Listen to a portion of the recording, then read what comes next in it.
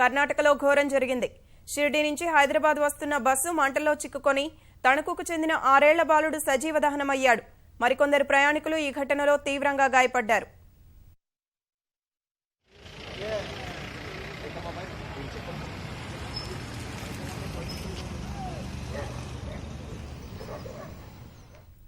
కర్ణాటకలో జరిగిన బస్సు ప్రమాదం విషాదం నింపింది.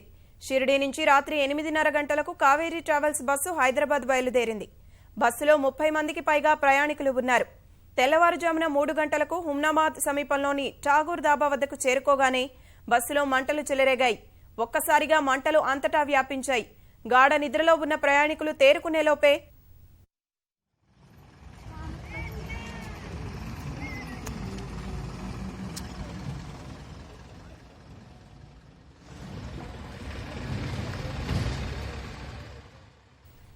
మంటలను గమనించిన డ్రైవర్ బస్సును ఆపేసి పరారయ్యాడు.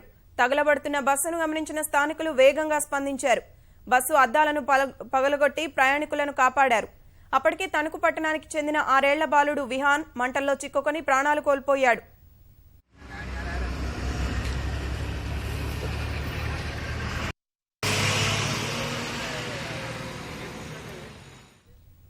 ఈ ప్రమాదంలో మరికొందరు ప్రయాణికులు తీవ్రంగా గాయపడ్డారు. వారిని స్థానిక హుమ్నాబాద్ ప్రభుత్వ ఆసుపత్రికి తరలించారు.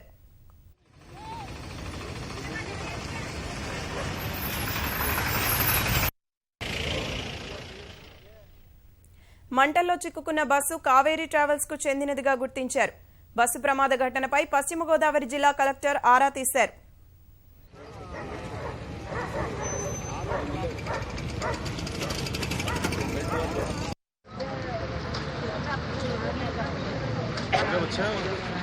तीन साल का बोल रहे हैं। रखवा भैया पे रखवा।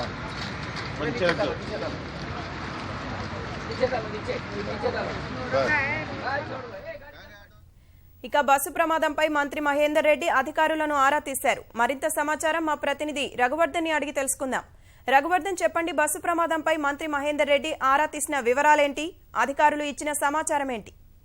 కర్ణాటకలో జరిగిన బస్సు ప్రమాదానికి సంబంధించిన ఘటనపై మంత్రి మహేందర్ రెడ్డి అధికారుల ద్వారా వివరాలు తెలుసుకున్నారు. హైదరాబాద్ నుంచి బయలుదేరిన కావేరీ ట్రావెల్స్ బస్సుకైన నేపథ్యంలో అందుకు సంబంధించి ఏం జరిగిందన్న విషయాల్ని మంత్రి అధికారుల ద్వారా తెలుసుకున్నారు. అధికారులు నిన్న రాత్రి షిరిడి నుంచి బయలుదేరిన బస్సు ఈ ఉదయం హైదరాబాద్ చేరుకోవాల్సి ఉంది. కావేరీ ట్రావెల్స్ చెందిన బస్సు అయితే ఇప్పటి వరకు అందిన సమాచారం ప్రకారం ఏసీ షార్ట్ సర్క్యూట్ వల్లే ప్రమాదం జరిగింది. డ్రైవర్ చాకచక్యంతో ఇంకా పెను ప్రమాదం తప్పిందని వారు చెప్పినట్టు తెలిసింది.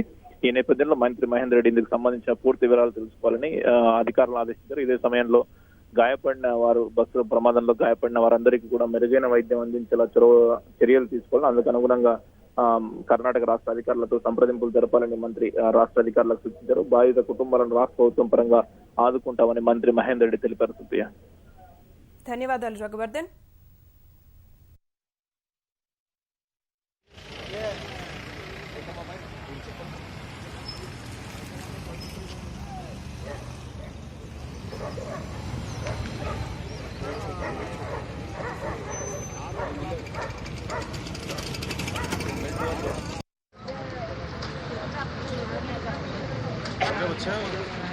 तीन साल का बोल रहे हैं।